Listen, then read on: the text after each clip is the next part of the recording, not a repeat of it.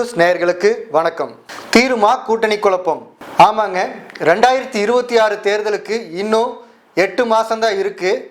அந்த 8 மாதத்துக்குள்ள எந்தெந்த கூட்டணியில் யார் யார் இருக்க போகிறாங்க, எத்தனை கூட்டணி இருக்குங்கிறதுலேயே இன்னுமே குழப்பம் தீரலை. அதாவது பார்க்கறதுக்கு ஏடிஎம்கே கூட்டணியில் குழப்பம் இருக்கிற மாதிரி தோற்றம் தான் தெரியுது, டிஎம்கே கூட்டணியில் குழப்பம் இல்லாத மாதிரி தெரியுது. ஆனால் இரண்டு பக்கமே பார்த்தீங்கன்னா மிகப்பெரிய குழப்பங்கள் இருக்குது. ஏடிஎம்கே கூட்டணியில் இப்போ இருக்கிறது பார்த்தீங்கன்னா ஏடிஎம்கே மற்றும் பிஜேபி மட்டும்தான் இருக்குது. பாமக ரெண்டாக பிரிஞ்சு நிற்குது. அது இன்னும் யார் தலைமையில், அதாவது அன்புமணி தலைமையிலங்கிறது அங்கீகாரம் இப்போதைக்கு கிடைச்சிருந்தாலும் அவங்க ஏடிஎம்கே கூட்டணிக்குள்ளே வர்றாங்களா, இல்லை தனியாக நிற்க போகிறாங்களா, இல்லை டிஎம்கே கூட்டணிக்கு போகிறாங்களா அப்படிங்கிறது இன்னும் மிகப்பெரிய கேள்வியாகவே இருக்குது. அது போக பார்த்தீங்கன்னா தேமுதிக அப்படிங்கிறது ஒரு எந்த வட்டத்துக்குள்ளே போகிறாங்கன்னே தெரியல. அவங்க 2024 எம்பி எலெக்ஷனில் பார்த்தீங்கன்னா ஏடிஎம்கே கூட கூட்டணியில் நின்றுருந்தாங்க. அதில் அவங்க விஜயகாந்த் அவருடைய பையன் விஜயபிரபாகரன் பார்த்தீங்கன்னா கிட்டத்தட்ட வெற்றிங்கிற நிலைக்கே வந்தார். அப்படிப்பட்ட ஒரு கூட்டணி பாண்ட் இருந்துச்சு அவங்களுக்குள்ள. அதே மாதிரி ஏடிஎம்கே தேமுதிக கூட்டணி தான் பார்த்தீங்கன்னா 2011 மிகப்பெரிய வெற்றி அடைஞ்சது.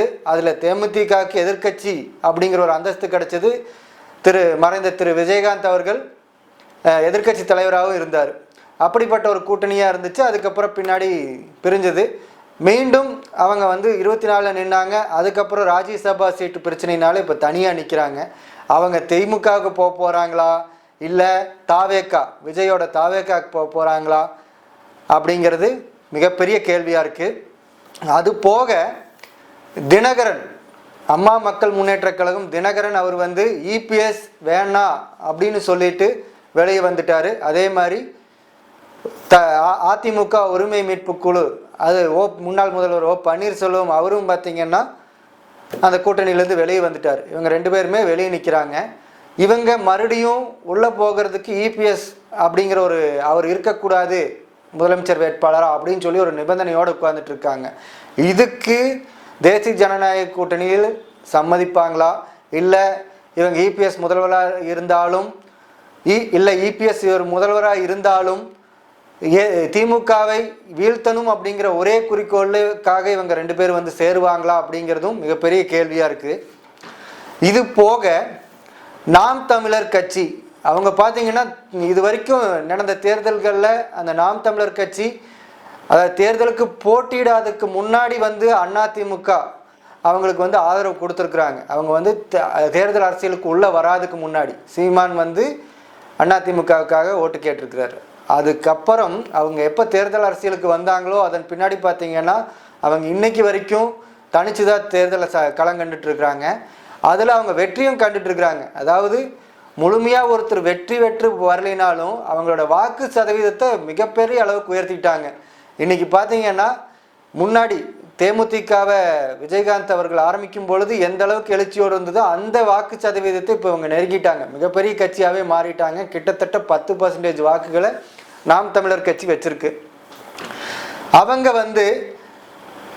மீண்டும் ஏதாவது அதிமுக கூட ஒத்த கருத்தோடு போய் அங்கே இணைவாங்களா, திமுகவை வீழ்த்தணும் அப்படின்னு சொல்லிட்டு, இல்லை தனியாகவே நிற்க போகிறாங்களா அப்படிங்கிறது ஒரு கேள்வியாக தான் இருக்குது. சீமான் அவர்கள் பார்த்தீங்கன்னா முழுக்க நான் தனியாக தான் நிற்பேங்கிறது பல தடவை சொல்லிட்டாரு. இருந்தாலும் தேர்தல் நெருங்க கூட்டணி களம் எப்படி மாறுங்கிறது யாருமே கணிக்க முடியாது, பொறுத்திருந்து பார்க்கலாம். அதே மாதிரி பார்த்தீங்கன்னா திமுக கூட்டணியில் எந்த சலசலப்பும் இல்லை அப்படிங்கிறது தான் வெளிப்படையாக தெரிகிற மாதிரி இருக்குது. ஆனால் உள்ளே பார்த்தீங்கன்னா அவங்க மிகப்பெரிய சலசலப்புக்கு இடையில தான் இருக்கிறாங்க.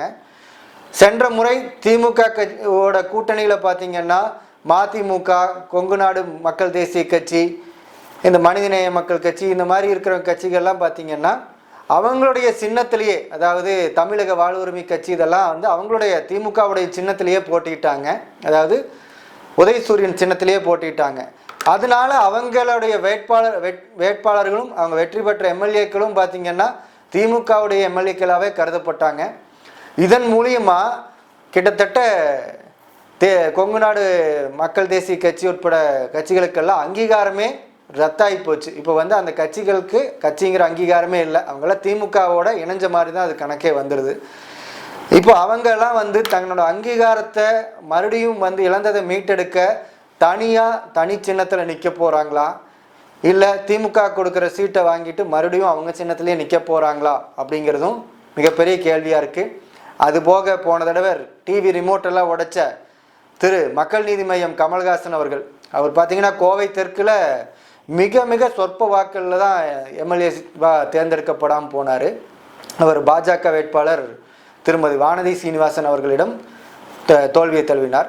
அவர் பார்த்தீங்கன்னா எந்த கட்சியை எதிர்த்து டிவி ரிமோட் உடைச்சாரோ அந்த கட்சி கூடயே போய் சேர்ந்து அவர் புத்திசாலித்தனமாக நாடாளுமன்ற தேர்தலில் பார்த்தீங்கன்னா எந்த தொகுதியும் வாங்காமல் பிரச்சாரத்தை மட்டும் பண்ணி மாநிலங்களவை உறுப்பினராகவும் தேர்ந்தெடுக்கப்பட்டார். தற்பொழுது அவர் வந்து எம்எல்ஏ சீட்டு கேட்க போகிறாரா, இல்லை மீண்டும் அவர் பிரச்சாரத்தை மட்டும் பண்ண போகிறாரா அப்படிங்கிறதும் பெரிய கேள்வியாக தான் இருக்குது. ஆனால் அவர் திமுக கூட்டணியை விட்டு வெளியே வர்றதுக்கான வாய்ப்புகள் இல்லை அப்படிங்கிறது தெளிவாக தெரியுது. அது போக பார்த்திங்கன்னா விடுதலை சிறுத்தைகள் கட்சி அவங்க வந்து போன டைம் பார்த்திங்கன்னா 6 தொகுதியில் நின்று 4 தொகுதியில் வெற்றி பெற்றிருக்கிறாங்க. அதாவது கிட்டத்தட்ட பார்த்திங்கன்னா ஒரு 65-70% அளவுக்கு அவங்களோட வெற்றி வாய்ப்பு இருந்திருக்குது. அதனால வந்து நிச்சயமாக இந்த முறை வந்து 6ங்கிறத 10 தொகுதியாக அவங்க கேட்கறதுக்கான வாய்ப்புகள் அதிகமாகவே இருக்குது. ஏன்னா நாங்கள் வந்து கொடுத்த தொகுதியை கிட்டத்தட்ட வென்று காட்டியிருக்கிறோம் அப்படிங்கிறது அவங்களோட இதாக இருக்கும். அந்த கருத்தில் வந்து அவங்க அதிகமான சீட்டுகள் கேட்கறதுக்கு தான் வாய்ப்பு இருக்குது ஒழிய கண்டிப்பாக இதுலேருந்து குறைய மாட்டாங்க. அவங்க தனிச்சின்னத்தில் தான் நின்றுருக்குறாங்க. அதனால் நிச்சயமாக அவங்க இந்த முறையும் அப்படி தான் நிற்க போகிறாங்க. 2 எம்பி சீட்டு வாங்கியும் அதுலேயும் முழுமையாக வெற்றி பெற்றாங்க.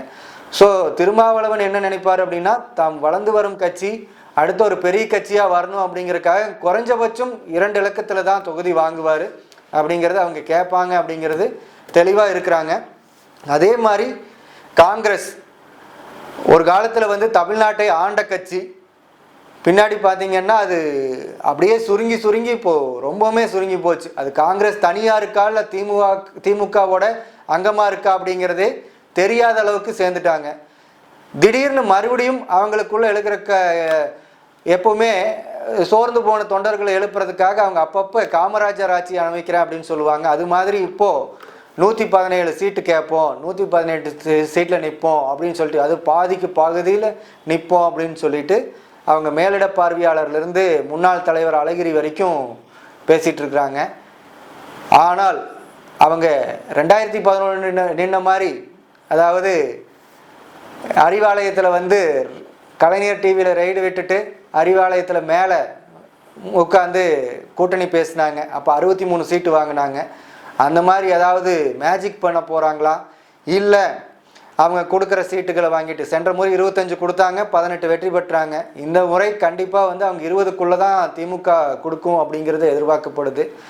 அந்த சீட்டுகளை வாங்கிட்டு இவங்க அமைதியாக இருக்க போகிறாங்களா அப்படிங்கிறதும் மிகப்பெரிய கேள்வி. ஏன்னா காங்கிரஸ்க்கு இன்னொரு கதவு ஓப்பனாகவே இருக்குது.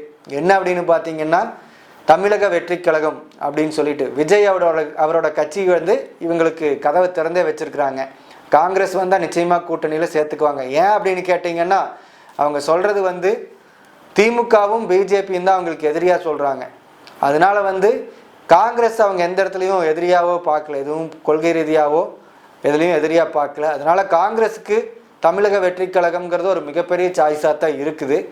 அது கூடிய விரைவில் இவங்க கேட்குற சீட்டு கிடைக்கலைங்கிற பட்சத்தில் நிச்சயமாக அதுக்கு மாறுறதுக்கான வாய்ப்புகளும் இருக்குது. ஏன்னு கேட்டிங்கன்னா, காங்கிரஸை பொறுத்தளவுக்கு தற்சமயத்தில் தமிழ்நாட்டில் தனியாக நின்று ஆட்சிக்கு வரக்கூடிய அளவுக்கு காங்கிரஸ் இங்கே பலம் இல்லை. ஆனால் மத்தியில் எம்பி எலெக்ஷன் அப்பவும் பார்த்திங்கன்னா திமுக கூட்டணியில் இருந்தால்தான் அவங்களுக்கு எம்பி சீட்டே இங்கே பெருமளவில் கிடைக்குது. ஆனால் அவங்க வந்து பரிசோதனை முயற்சியாக கூட செஞ்சு பார்க்கலாம் அப்படிங்கிற எண்ணத்தில் இருக்கிறாங்க. தமிழக வெற்றி கழகத்துக்கு கூட சேர்ந்து நின்னால் இப்போது எம்எல்ஏ சீட்டில் ஒரு கணிசமான வாக்குகள் வந்து அதையவே தொடரலாம். இல்லைன்னு சொன்னால் மீண்டும் திமுக கூட்டணியிலே இணையலாம் அப்படிங்கிற ஒரு வாய்ப்பும் அவர்கள் முன்னாடி இருக்குது. அதே தான் விடுதலை சிறுத்தைகளும் அதே எண்ணத்தில் தான் இருக்கிறாங்க. விஜய் கூட சேரலாமா, இல்லை திமுக கேட்குற தொகுதி கொடுக்கலைன்னா விஜய் கூட சேர்றதுக்கான வாய்ப்புகளும் அவங்களுக்கு இருக்குது. அதே மாதிரி மதிமுக வந்து தன்னோட அங்கீகாரத்தை முழுவதும் இழந்துட்டாங்க. அவங்க இப்போது வைகோக்கு அப்புறம் அவருடைய மகன் துரை வைகோ அவர்கள் வந்து திருச்சி எம்பியாக இருக்கார். அவங்க 4 எம்எல்ஏ வச்சுருந்தாலும் அதுவும் திமுக எம்எல்ஏவாக தான் கருதப்படுவாங்க. ஏன்னா திமுக சின்னத்தில் தான் அவங்க நின்னாங்க. அதனால தான் எம்பி எலெக்ஷனில் அவர் தனியாக நிற்கிறேன்னு சொல்லி தனி சின்னத்தை சுயேட்சை சின்னத்தை வாங்கி நின்றிருந்தார். இந்த முறை அவருடைய தலைமையில் கண்டிப்பாக மதிமுகவை எழுச்சியோடு கொண்டு வரணும் அப்படிங்கிற ஒரு முழு முயற்சியில் அவர் ஈடுபட்டு வர்றாரு. அதனால குறைஞ்சபட்சம் அந்த போன முறை நின்று 6 சீட்டுகளுக்கு குறையாமல் வாங்குறதுக்கு தான் அவங்க முயற்சி பண்ணுவாங்க. ஆனால் அதில் தனி சின்னத்தில் நிற்கிறதுக்கான முயற்சியை தான் அவங்க மேற்கொள்வாங்க.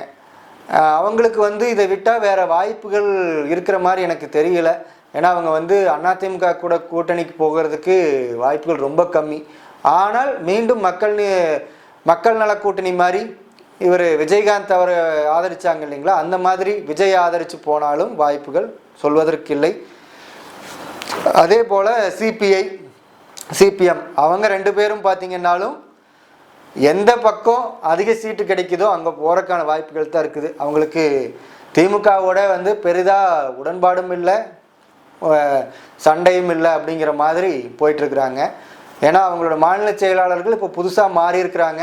சண்முகம், வீரபாண்டியன் இவங்க 2 பேரும் பார்த்தீங்கன்னா போன முறையில் இருந்ததை விட அதிக தொகுதிகளை வாங்கி காட்டணும் அப்படிங்கிறதுல தான். ஏன்னா புதுசாக ஒருத்தர் தலைவராக வர்றப்போ நிச்சயமாக அவங்களுடைய கட்சியோட வளர்ச்சியை காட்டுறதுக்கு இந்த தொகுதிகள் எவ்வளோ நிற்கிறோம், எவ்வளோ எம்எல்ஏ வாங்குகிறோம் அப்படிங்கிறது கணக்கு காட்டணும் அப்படின்னு சொல்லி அவங்களும் பார்ப்பாங்க.